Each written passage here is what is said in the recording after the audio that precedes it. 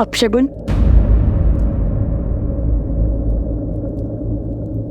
अपशगुन में भी शगुन छुपा होता है।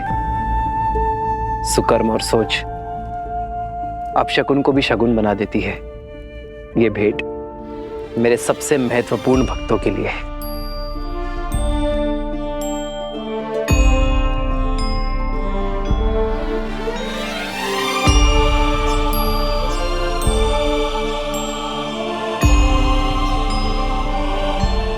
ये धागा मेरी सीता ने मुझे दिया था मेरी रक्षा के लिए, और अब से ये धागा तुम दोनों की भी रक्षा करेगा। प्रेम समर्पण करुणा ज्ञान से है भरा दो प्यारा नाम। जय सिया राम, जय जय सिया राम, जय सिया राम, जय जय सिया राम।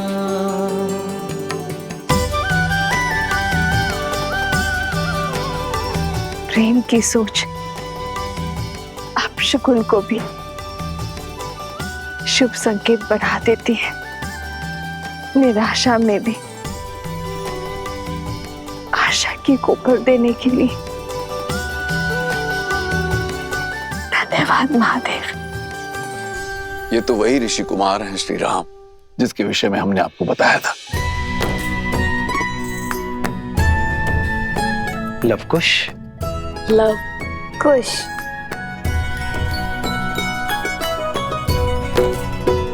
इनकी धनुर्विद्या से तो हम पहले से ही अवगत हैं, और आज इनकी अद्वितीय संगीत रस को भी हमने चख लिया।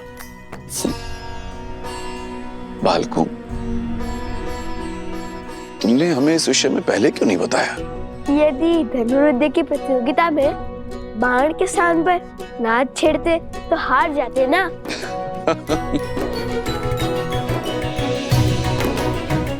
कहा वीणा और कहा धनुष, इन दोनों कलाओं में इतना भेद होने पर भी आप इन दोनों कलाओं में निपुण कैसे बन गए? नहीं नहीं, दोनों में अधिक भेद नहीं है। धनुष को बाएं हाथ से पकड़ते हैं और दाएं हाथ से कार्य करते हैं। वैसे ही वीणा को भी बाएं हाथ से पकड़ते हैं और दाएं हाथ से कार्य करते हैं। भेद तो हृदय के भावों में होता है महाराज। माता ने सिखाया था कि जिन्हें देखकर धनुष उठाने का मन करे वो शत्रु होता है, और जिन्हें देखकर वीणा के तार झनकाने का मन करे वो साक्षात ईश्वर का अवतार। और हमने तो बालपन से ही आपको अपना आराध्य माना है। धन्य है ऐसी उत्तम संस्कार देने वाली माता। आप दोनों उन्हें नहीं लाए अपने साथ? हमारी माता वन देवी है। उन्होंने प्रण लिया है कि वे कभी भी वन के बाहर किसी भी नगरी में अपने पग नहीं रखेंगी। अभी तो मैं यज्ञ के बंधन में बंधा हूँ, किंतु फिर कभी तुम्हारे माता के दर्शन करने अवश्य आऊंगा। माता सीता को भी लाएंगे ना?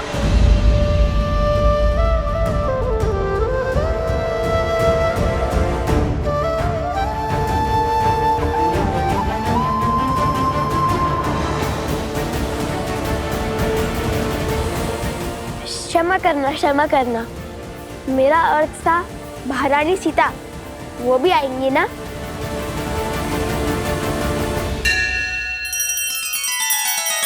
श्री रामचंद्र कृपालु भजु मन हरण भव भय दारुणम। नव कंज लोचन कंज मुख कर कंज पद कंजारुणम।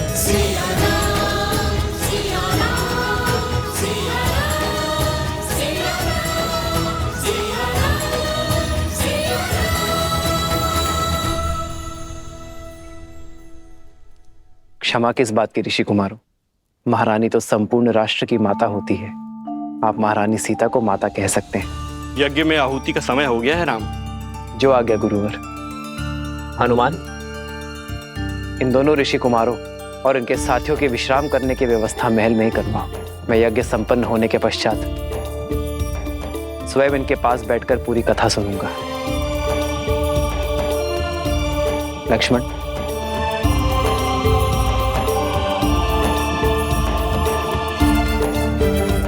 देवी चले। सत्य कहा था आपने आर्य। यहाँ आकर उचित किया हमने। अब मुझे इन बालकों के साथ समय व्यतीत करने का अवसर मिलेगा। आइए। ऋषि कुमार पधारिए। भैया, रानी के दर्शन का क्या? आप आइए ऋषि कुमार।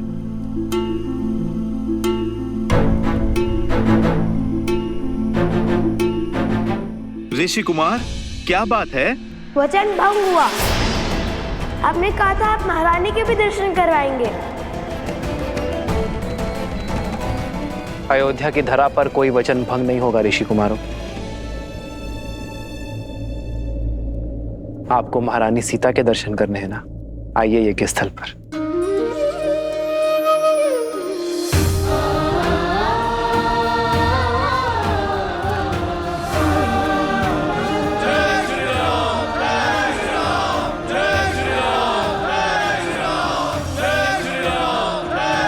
जय श्री राम, जय श्री राम।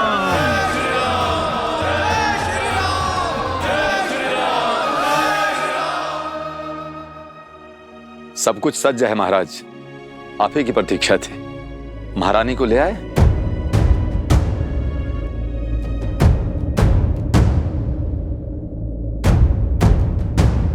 देखो, वो आ रही है देवी सीता।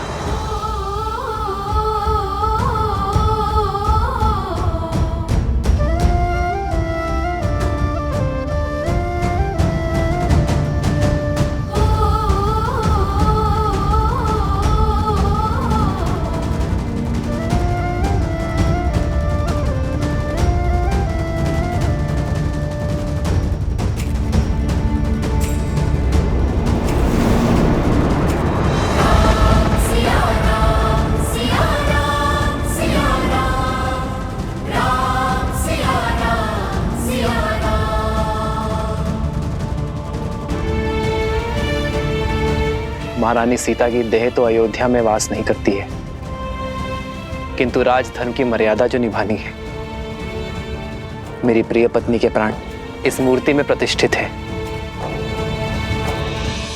श्री राम ने हमारी मिथिला की राजकुमारी के साथ अन्याय किया है। श्री राम ने माता सीता को त्याग दिया है।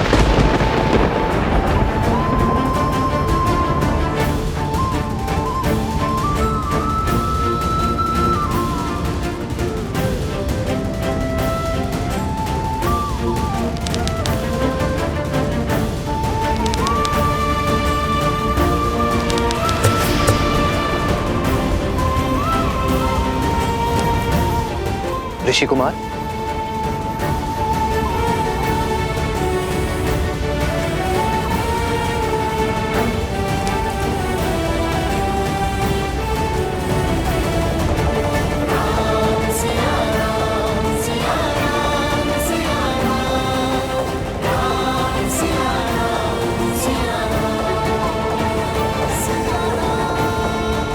अपने घाव को दबा कर रखें। आर्य सुमंत। जी महाराज। शीघ्र वैद्य जी को बुलाइए।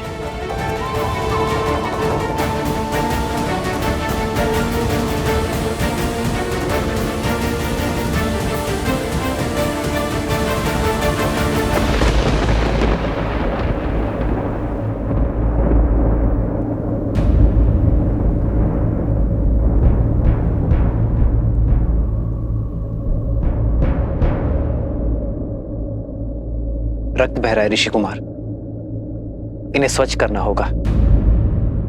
आपको उपचार की आवश्यकता है।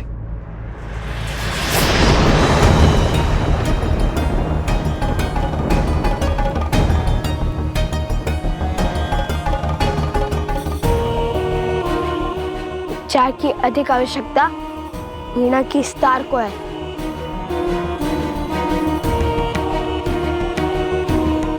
जो साक्षात माता सरस्वती ने हमें उपहार दिया था। ऋषि कुमार, महाराज की उदारता का उत्तर उद्दंडता से देना उचित नहीं है। लक्ष्मण, मेरा भाई उद्दंडी नहीं है।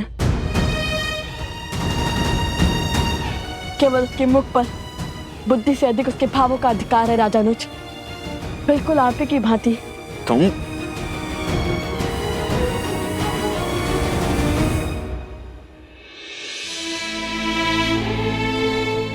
वीणा का तार अधिक खींचने से टूट गया है ऋषि कुमार। क्या आप बताएंगे ऐसा क्या हुआ?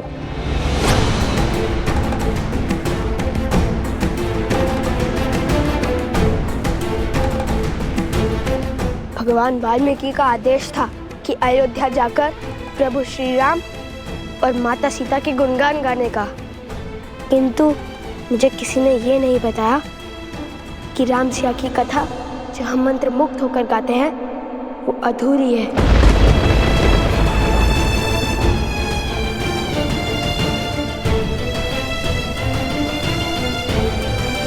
ऋषि कुमार, संसार हर क्षण हमारे सामने एक नई चुनौती लेकर आता है और उस समय धर्म के लिए, कर्म के लिए जो कार्य हमें करने पड़ते हैं वो कठिन अवश्य होते हैं किंतु अनिवार्य होते हैं। एक व्यक्ति की जीवन कथा तब तक अपूर्ण है जब तक उसके प्राण उसके तन में। तो क्या जीवन की चुनौती के लिए कोई पत्नी अपने पति का साथ और हृदय का त्याग समर्पण कर सकती है महाराज?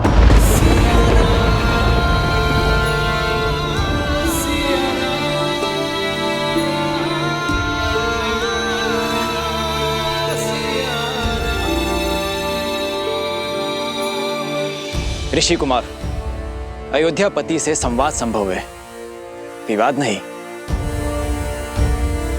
और अभी आप बालक हैं, ये राजधर्म नहीं समझेंगे आप। हमारे भगवान कहते हैं कि नारी के विषय में सदा बालक बनकर पूर्ण निश्चलता से विचार किया जाना चाहिए।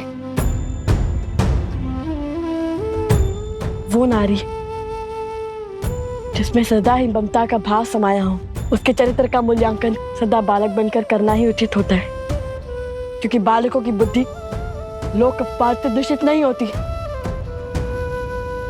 शत्रुघ्न, इन ऋषि कुमारों को ससम्मान बाहर ले जाओ, यज्ञ में विलंब हो रहा है।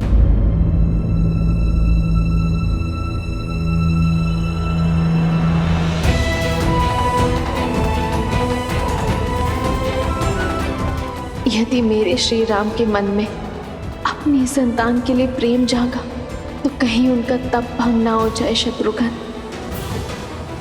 शत्रुघ्न, हनुमान, इन्हें सभा में लाए और बताए कि ये प्रश्न करेंगे। क्या सभा का त्याग? प्रभु, जो प्रश्न इनके मुख से निकल रहे हैं वो पूछने की मेरी इच्छा तो हुई, किंतु साहस नहीं।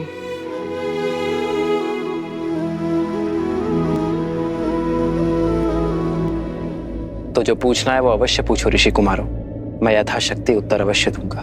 क्योंकि आपने माता सीता का त्याग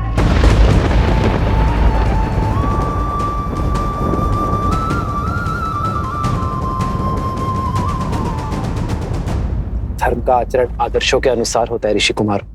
एक संतान के लिए उसके माता पिता आदर्श होते हैं। अपनी संतान को धर्म की सीख देने के लिए उसके माता पिता को कभी कभी सुख का त्याग करना पड़ता है। वैसे ही अपनी प्रजा के लिए उसके राजा और रानी आदर्श हैं, सबके लिए परमात्मा आदर्श है।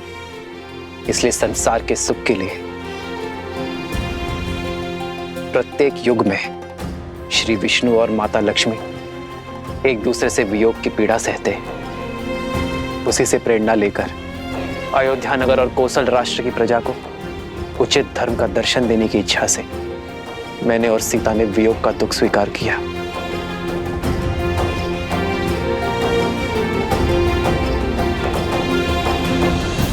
यदि महाराज को दुख देने से मन भर गया हो तो कृपा करके यहां से प्रस्थान करें ऋषि कुमार। यज्ञ की अंतिम आहुति का समय निकट आ रहा है। हम यहाँ महाराज का दुख या अपमान का कारण बनने नहीं आए थे, अपितु हमारे प्रभु श्री राम और माता सीता के दर्शन करने आए थे।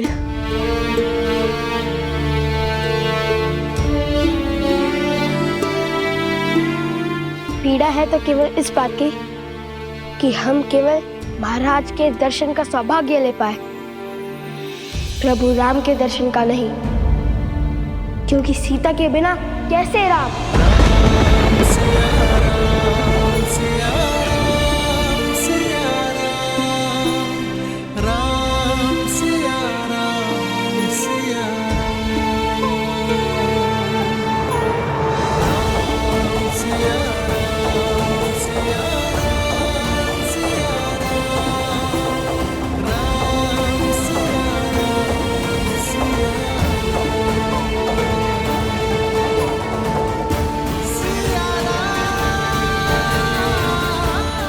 क्योंकि सीता के बिना कैसे राम।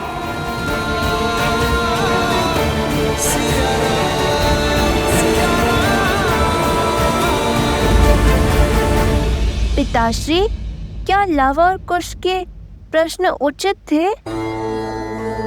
जैसे वृक्ष पर बैठे व्यक्ति को धरती पर खड़े व्यक्ति की तुलना में कहीं दूर तक दिखाई देता है, वैसे ही किसी भी व्यक्ति के प्रश्नों की मर्यादा भी उन प्रश्नों की दूरदर्शिता पर निर्भर करती है। परंतु इसका अर्थ यह कदापि नहीं कि धरती पर खड़े व्यक्ति के प्रश्न अनुचित हैं या फिर उसे प्रश्न पूछने का अधिकार ही नहीं। वो समय भी आएगा जब लव और कुश इस समाज को, संसार को और सृष्टि को और भली भांति समझने लग जाएंगे। और जब वो समय आएगा प्रिय गणेश, तब वो दोनों स्वतः ही उस प्रश्न पर पहुंच जाएंगे जो राम और सीता के पुनर्मिलन का आधार बनेगा।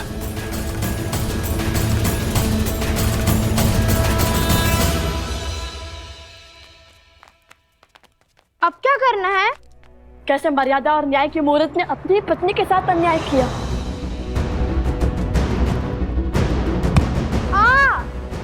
अकस्मात क्यों रुक गए?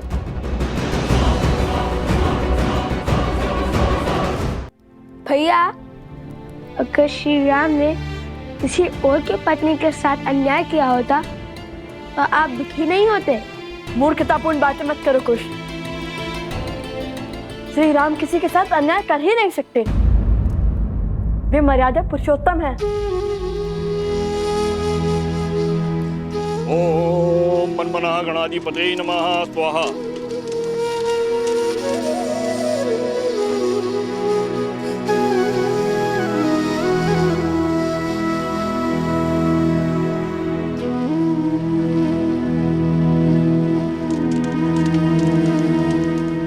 तो क्या जीवन की चुनौती के लिए कोई पत्नी अपने पति का साथ और हृदय का त्याग समर्पण कर सकती है महाराज?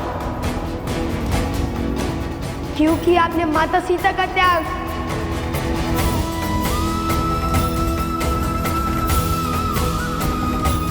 क्योंकि सीता के बिना कैसे राम।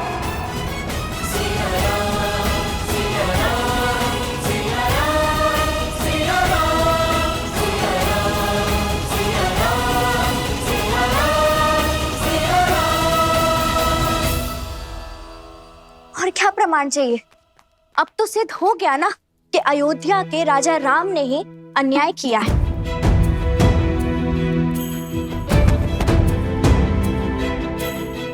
नहीं, मैं नहीं मानता। अवश्य ये कोई ऐसा भेद है जो पूरा संसार नहीं जानता है। अर्थात श्री राम कुछ छुपा रहे हैं।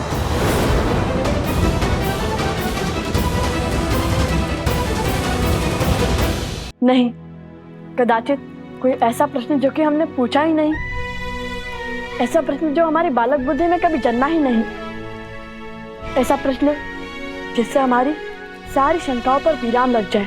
तुम्हें क्या लगता है इतने वर्षों में तुम पहले हो जिसने अन्याय के विषय में विचार किया हो? मिथिला के हर घर में बस यही चर्चा होती है लव।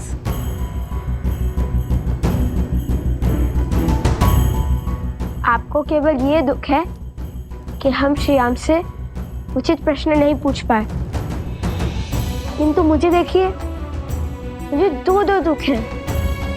क्या? एक तो माता सीता के दर्शन ना पाने का और दूसरा गुरु की पत्नी का आरोप सत्य सिद्ध होने का।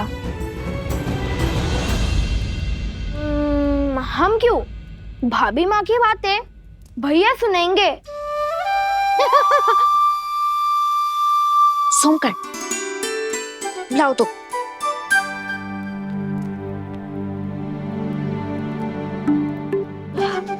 बहुत भूख लग रही है, आज भोजन क्या करेंगे?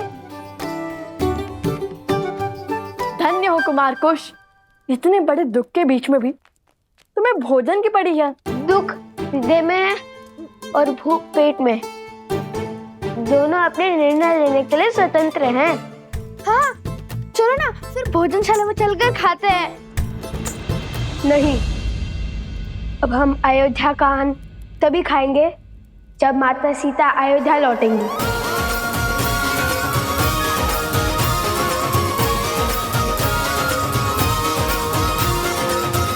और मैं जानता हूँ कि हमें क्या करना है।